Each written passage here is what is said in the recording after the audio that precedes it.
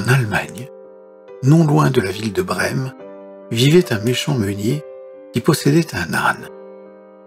Tous les jours, il l'obligeait à porter de lourds sacs de grains jusqu'au moulin. L'âne devenait de plus en plus vieux. Un matin, il chancela sous la lourde charge. Le meunier furieux hurla « Fainéant, tu ne sers plus à rien, plus question de dépenser de l'argent pour toi !» Et le vieux bourricot décida alors de partir. Il prit la direction de la ville de Brême.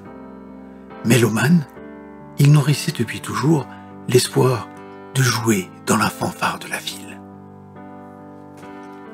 Le vieil âne se sentait enfin libre et était bien content d'être parti. Plus loin, il aperçut un chien qui gémissait. Il avait l'air triste et l'âne lui demanda ce qu'il faisait là. « Je me fais vieux, » répondit le chien. « Je ne suis plus assez rapide pour chasser. Mon maître m'a jeté dehors, puisque je ne lui suis plus d'aucune utilité. »« Si tu veux, tu peux m'accompagner, » proposa l'âne. « Je vais à Brême, afin de devenir musicien dans la fanfare de la ville. » Le chien accepta et accompagna son nouvel ami. Un peu plus loin, ils entendirent des miaulements. Ils virent alors un chat assis au bord du chemin. « Que fais-tu ici ?» demandèrent les deux voyageurs. « Je me suis enfui de chez moi. Je ne suis plus tout jeune et je n'attrape plus autant de souris qu'avant, ce qui rend ma maîtresse furieuse, » répondit le chat. « Viens donc avec nous à Brême.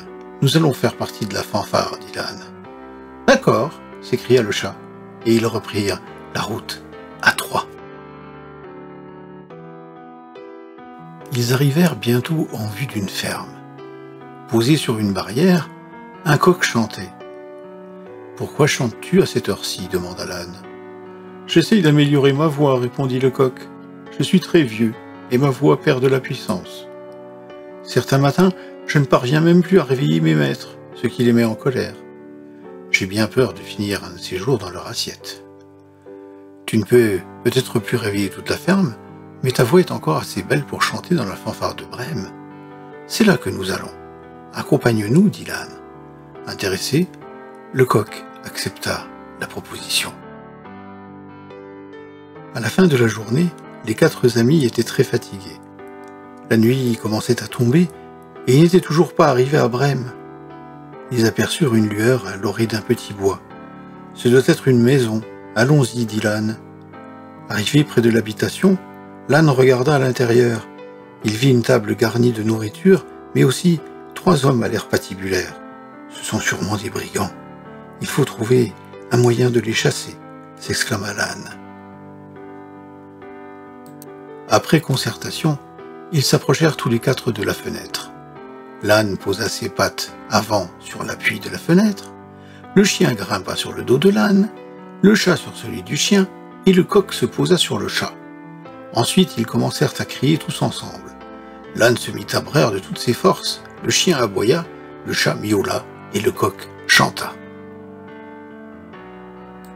Puis, au signal de l'âne, ils sautèrent tous les 4 à travers la vitre.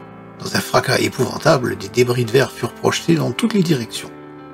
Les 3 brigands, pris de panique, détalèrent comme des lapins et se réfugièrent dans les bois. La maison conquise, l'âne et ses amis se régalèrent des mets qui se trouvaient sur la table. Après cela, épuisés, ils allèrent se coucher. Les brigands, qui se trouvaient ridicules d'avoir fui de la sorte, observaient la maison de loin. Ils avaient vu la lumière s'éteindre, et après avoir attendu quelques instants, le chef ordonna à l'un de ses acolytes de retourner sur les lieux pour voir à qui ils avaient affaire. Le brigand pénétra par la fenêtre cassée. Il se dirigeait tant bien que mal dans l'obscurité, lorsqu'il aperçut 2 points brillants. Ce qu'il crut être des braises dans la cheminée étaient en fait les yeux du chat. Celui-ci sauta sur le bandit, toute griffe dehors. Le brigand tenta de s'enfuir par la porte, mais fut mordu par le chien qui dormait là. Une fois dehors, l'âne asséna une ruade magistrale à l'intrus et le coq lui donna quelques coups de bec sur le crâne. Terrorisé, l'homme rejoignit ses complices et leur expliqua qu'ils avaient été griffés par une sorcière, mordus à la jambe par un lutin battus à coups de pied par un animal géant et enfin attaqués par un énorme oiseau au bec crochu.